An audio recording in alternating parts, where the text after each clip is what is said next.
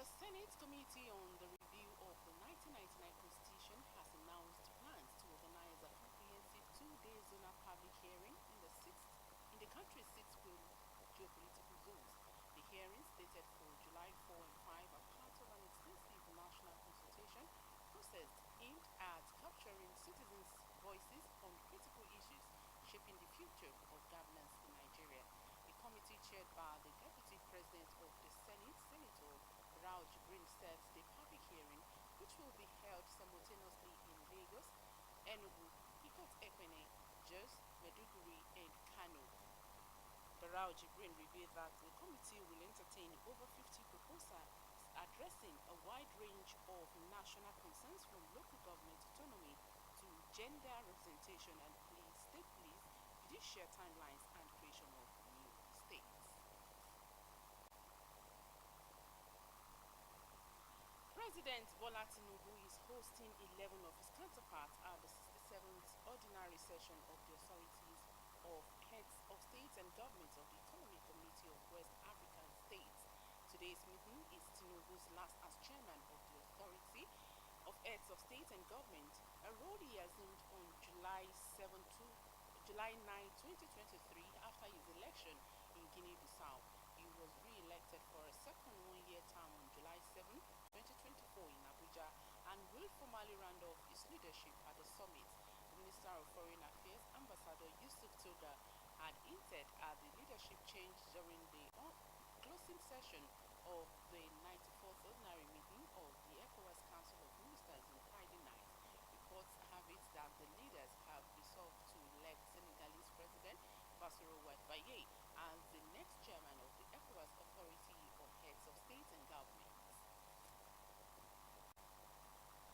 Rivers State Commissioner of Police Olugbenga Adepoju has summoned the Chief Security Officer and Chief of Staff to the Administrator of Ahuada East Local Government Area, Goodluck Ihanacho, following his recent assaults by some hoodlums. Ihanacho reportedly resigned his appointment as Ahuada East Administrator after a letter of resignation purportedly signed by him surfaced on social media. Shortly after, a video emerged showing him surrounded by unidentified individuals being beaten and allegedly forced to sign a document, sparking widespread speculation. In a statement, the police condemned the assaults, describing it the handiwork of hoodlums, allegedly led by officials working under the LG administrator. The police said the two officials led a group of miscreants, numbering over 30, to the council secretariat where they descended on Ihanacho, carted away official documents, his mobile phones, and other personal belongings, and forced him to sign the purported resignation letter. It added that Ihanacho was hospitalized as a result of the beating he received. Kano State Police Command has confirmed an explosion at Nuntin Steel Company along Ring Road in Mariri Quarters, Kano. The company's marketing manager, Ibrahim Budazu, reported the incident and said the explosion occurred on the factory premises, causing deaths and multiple injuries. Commissioner of Police in the state, Ibrahim Bakori, led a team of first responders, including operatives from the explosive ordnance disposal units, to the scene. The Commissioner of Police has ordered a full investigation into the incident and urged the residents to cooperate with the police to help determine the cause of the explosion. 5 persons died in the incident, while 15 persons who sustained varying degrees of injuries were taken to Aminu Kano Teaching Hospital. In sport, 3 people have died after falling from the upper stand of a stadium in Algeria just after the final whistle as the local football team MC Oja won the league title. The Health Ministry said dozens of others were injured when a security barrier collapsed, with fans surging forward to celebrate before falling onto the lower tier of the stadium in Algiers. More than 70 people have been treated in hospitals, and most have seen the players and staff from MCL have had to donate blood to the injured and And that's the size of our national, state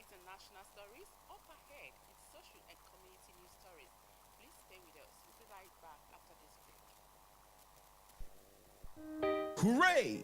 Niger Delta, it's time to give thanks because the NDDC is 25 and we invite you to join us for a Thanksgiving service to commemorate this celebration. The past 25 years has been a period of great development and milestone achievements for the Commission in all 9 states of our oil-rich region, such as over 5,200 kilometers of roads constructed, over 57,000 solar street lights installed across the region, the 132/33 kV electricity substation in Okitipupa, and many more. For all of these, we have deemed it fit to say thank you to the Lord. Date: Sunday, the 6th of July 2025. Venue: St. Thomas Anglican Church, Akure, with the reception to follow immediately at the Dome International Event Center, Akure, Ondo State. The NDDC, 25 years of making a difference.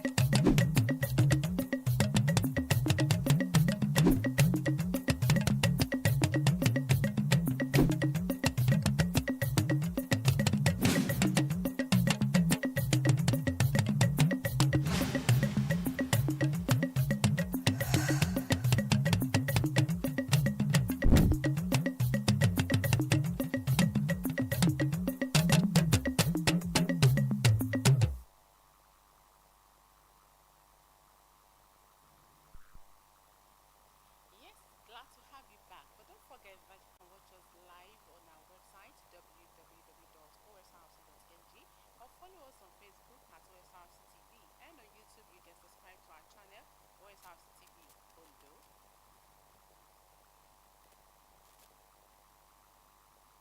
Yes, the atmosphere was vibrant, the mood expectant, and the message clear. A new dawn has arrived for the Ondo State Oil Producing Areas Development Commission, Osrc. At the Dome in Akure, a grand inauguration reception was held to celebrate the new appointments and 9-member board of the commission, gathering that spoke a volume of the hope, unity, and visionary leadership. Our correspondent, Abidemi Akirotoye, explores the symbolic and strategic weight of this new beginning for oil-producing communities in Ondo State. On June 16, 2025, the Cocoa Conference Center at the Governor's Office in Akure served as the setting for the official inauguration of the new Osrc board.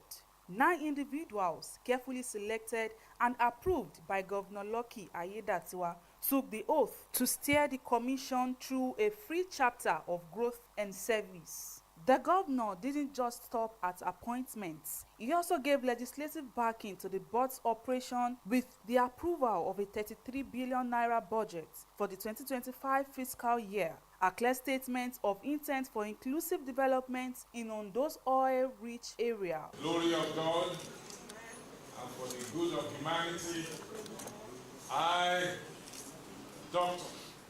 Lord Orimiso Ayedatiwa, hereby inaugurate all of you as members, as chairman, executive directors, and members of Ondo. Following the formalities, the celebration moved to the Dome in Akure, where a grand reception welcomed the newly inaugurated board. The event transformed the venue into a convergence point for royalties, political stakeholders, and community leaders. The presence of traditional rulers lent regal grace, while the people of Ilaja and Eseldo, Osrc's primary constituency, turned out.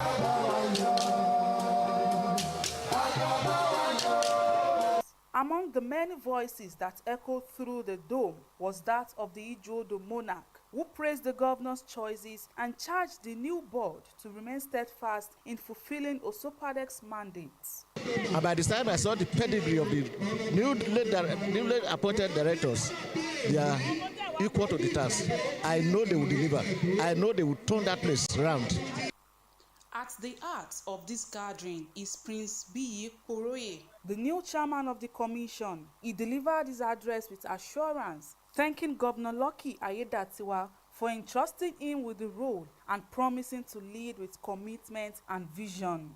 With all this vision that the governor has given to us, it's just our... Had its emotional highlight in a show of family pride.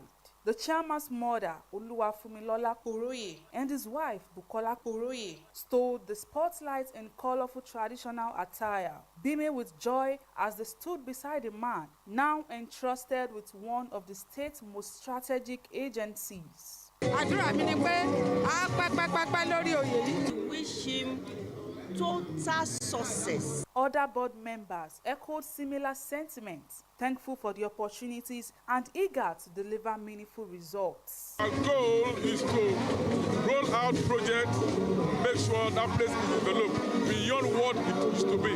The board members, we have the experience, and we have the governor who always develop the state. I think we have experienced monumental development during his few term tenure. As the sun sets on the day's festivities, one thing remained clear. The people's expectations are high. The ball is now firmly in the court of the new board to match the fanfare of their reception with real progress on the ground. I know Koroye as somebody that is very articulate, very committed to whatever he believes in. Choosing him at this period to serve in this capacity as chairman of Osopadec, I know the government will not regret it. Board members, the new board members are people of integrity. The chairman particularly is somebody I respect because he's a businessman. Apart from being a politician, he's a businessman. He has successfully managed businesses, and so I have a hope in him with that note that he can manage the business. I believe that he will be able to do well as the chairman of this board. For the communities of Ilaje and Eseodo, this is more than a ceremony. It is a renewed hope that development will reach every shoreline, every oil-producing village, and every forgotten corner. I'm fortunate because today the chairman is from my ward, from my community, and is a leader. They are excellently selected with good qualifications. So their achievements are some of the things that make them capable to be there. With the glamour now behind them, the work begins. From policy to project execution, the new Osopadec board will be judged not by species or ceremonies, but by the lives they touch and the legacies they build. Abidemi Akinrotoye for Osrc Social and Community News. Thank you, Bidemi, for that insightful report. Indeed, the funfair is over and the real task begins. The people of Ilaje and Eseodo, for them, this new Osopadec leadership represents hope for development, inclusion, and impact. Now, the spotlight shifts from the stage to the field where actions, not words, will speak louder. We'll be watching. Moving on, is using its milestone to renew their call for national healing. The Eternal Sacred Order of the Cherubim and Seraphim Church marked its 100th anniversary in Ikaria Akoko, Ondo State, the birthplace of its founder, Moses Olade, with prayers, celebration, and a powerful message of hope. Blessing will be a report on the centenary that blends faith, history, and purpose. In the quiet, hilly town of Ikaria Akoko lies a sacred landmark in Nigerian religious history, the birthplace of the Eternal Sacred Order of Cherubim and Seraphim Church. Founded in 1925 by Moses Orimolade Tuonlashe, the church has grown from a humble spiritual movement into a global fellowship known for its emphasis on holiness, prophecy, healing, and intercession. 100 years later, that legacy still reverberates around Ikare as the church marks a centenary celebration with grandeur and grace. The day began with a holy procession to the Cathedral Church of St. Stephen, the very site where Orimolade began his ministry. It was a colorful and emotional event, steeped in tradition and spiritual symbolism. Within the cathedral premises stands the legendary Igiobi, a kola-nut tree planted by Orimolade himself. It is believed by many to hold healing powers and serves as a living symbol of the church's prophetic roots. From there, the congregation proceeded to the Orimolade family house, where a press conference was held. Hundreds of worshippers, adorned in white garments, converged from across Nigeria, Africa, Europe, and the Americans. At the heart of the message delivered was a call for peace in Nigeria. The church's national secretary, Iyomo Yetakin, described the centenary a moment of deep reflection and recommitment to national prayers. Reaching a milestone of 100 years in the life of any organization is no small achievement. From inception, the sole founder of CNS Worldwide, St. Moses Orimolade Twalache, publicly declared, if this holy order is the work of man, let it perish. But if it is of God, it will spread to all nations. Today, we celebrate the enduring strength and global presence of the church, which continues to thrive across continents. Oyetakin also outlined a lineup of spiritual and humanitarian activities spanning the centenary year, including medical outreaches, youth engagement, and nationwide revival services. As a church, we remain committed to praying for political leaders and traditional rulers, interceding for lasting peace within Nigeria and throughout the world. Adding royal blessings to the event, the Owale of Ikare, Oba Adeleke Adegbite Adedoyin, urged Nigerians to embrace unity and support the church's spiritual mission. It's where the source of CNS, and people should recognize the source, come to the source and do developmental projects so that we too will be proud that the founder of CNS is from Ikare Akoko. There was a Thanksgiving service at the Church of CNS, Okegbala, where members reflected on the founder's enduring teachings of unity, prayer, service, and love. The essence of the press conference is to look at the church in the past 100 years, to look at where we are now, assess ourselves, and to speak the truth out to ourselves, right? Especially those deviating from the legacies of the founder of the church. It's a very good and important ceremony because this Orimolade, if you call him, he will answer you straight. In my own church at Festac Town, I never bury anybody, maybe pregnant woman, men or women. We are all of us alive. And we call God of Orimolade, he will answer us. A father work for 100 years and the work is still existing, growing. It's a miracle work. It's my father. It's my mentor. It's my everything. He gave me work, and I'm doing it as a prophet. As the Internal Sacred Order of the Cherubim and Seraphim Church turns 100, it remains a pillar of faith and a symbol of resilience, committed to building a more united and spiritually conscious Nigeria. Blessing be for OSRC station.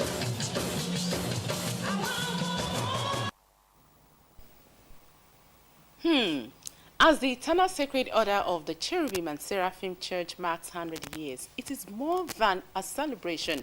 It's a call to faith, unity, and national healing. In a time when Nigeria seeks direction, the church's message of peace, prayer, and purpose stands as a beacon of hope. Yes, we'll continue, but before we move on to another story that speaks volume about culture, take a break now. When we come back, it will be time to take the story. àṣẹ gbogbo bí a ṣe ń ṣe làwọn ọmọ wa ti ń bẹ nílé òkèèrè ń wò. èyí àwọn ọmọ wa tí ò gbàgbé ilé tí lọ síwájú ilẹ̀ yìí dẹ̀ jẹ́ wọn lógún púpọ̀. nítorí ẹ̀ ní UK based quintessential and visionary leader CEO Philip Intale concept and former Ondo State House of Assembly candidate under the platform of the mega party Akure North constituency. ìyẹn honourable Philip Ayodele Irodia finika dúpẹ́ lọ́wọ́ gómìnà wa wípé wọ́n máa ṣe o for appointing a man of high integrity Prince Poroye Biyi as Sopadec chairman. kò sẹ́ni tí nǹkan rere bá ń ṣẹlẹ̀ tínú rẹ̀ kì í dùn sí. ẹni bá jẹ́ni rere oníṣàlàyé nífẹ̀ẹ́ sí nǹkan rere. ìdí rẹ̀ tí honourable Philip Ayodele Irodia ṣe ń dúpẹ́ lọ́wọ́ gómìnà tí wọ́n dẹ̀ ń congratulate Poroye Biyi. àpẹẹrẹ oríire àti ìtẹ̀síwájú tó kídọ̀. ní ìgbésẹ̀ yìí jẹ́ o ó dẹ̀ máa so èso rere fún wa nípínlẹ̀ Ondo. tó honourable and Mrs Phillips Ayodele Irodia ìdí onígbọ̀wọ́ ìkéde pàtàkì yìí. ẹ ṣé púpọ̀ o gómìnà wa. bákan náà la dẹ̀ kí Prince Poroye Biyi pé congratulations.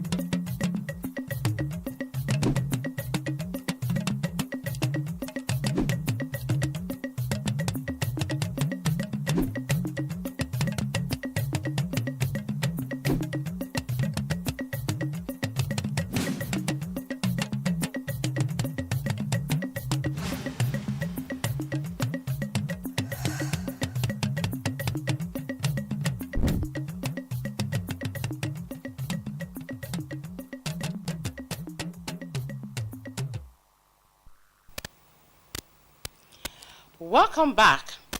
In the ever-evolving modern society where technology and urbanization continue to redefine cultural boundaries, the masquerade tradition remains a vibrant symbol of identity among the Yoruba people. From the bustling towns to remote villages, the presence of masked dancers in elaborate regalia stirs both curiosity and spiritual awe. But how is this sacred rite surviving, adapting to even thriving in today's trad-modern Yoruba communities? In this report, correspondent takes a look at how this ancestral masquerade tradition continues to thrive in our trad-modern society.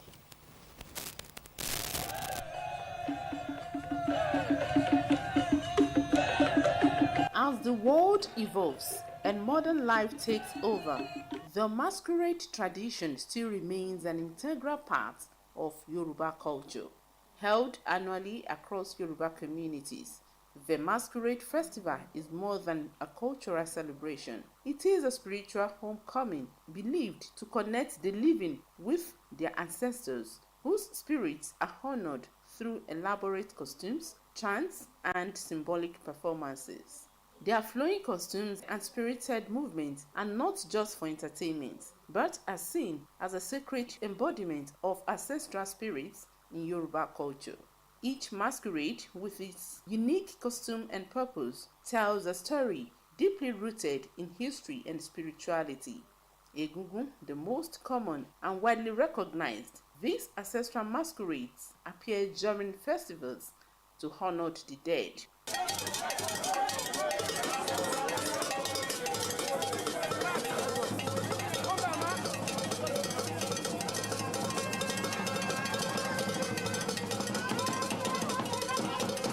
Alagba stands out as a senior figure, respected and often leading the procession. This masquerade symbolizes authority and deep ancestral knowledge. Others are Adamu Orisha, popular in coastal towns like Lagos and Abeokuta, Gelede, Oro, Shango Ajike, and Eyo masquerade, which is unique to Lagos Island, and Zangbeton in Badagry. Our masquerade, Ugogo, Olopeme, Oloyimo, one for repete, there are plenty.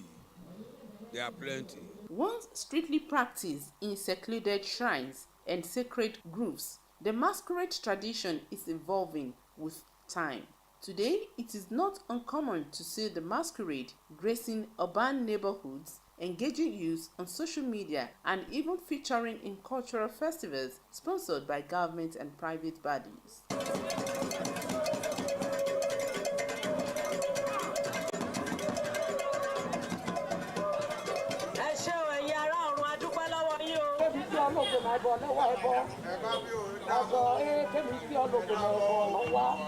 In most communities, the tradition has adapted to modern realities as masquerade groups now collaborate with local authorities to ensure peaceful processions.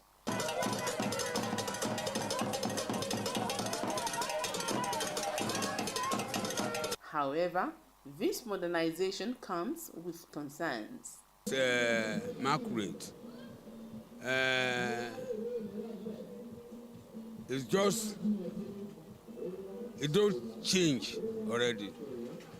It has changed because all boys of our people, they have went to school so that they have no chance to stay home again.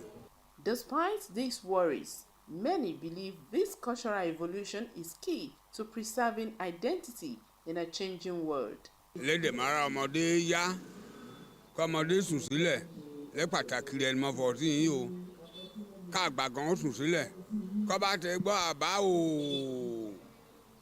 ó mórí burúkú joríire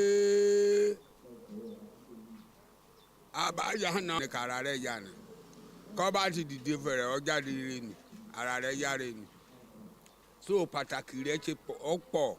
From rural enclaves to bustling cities, the Egungun tradition in Yoruba land remains a testament to cultural resilience and stands tall not as a relic of the past, but as a living bridge between heritage and innovation.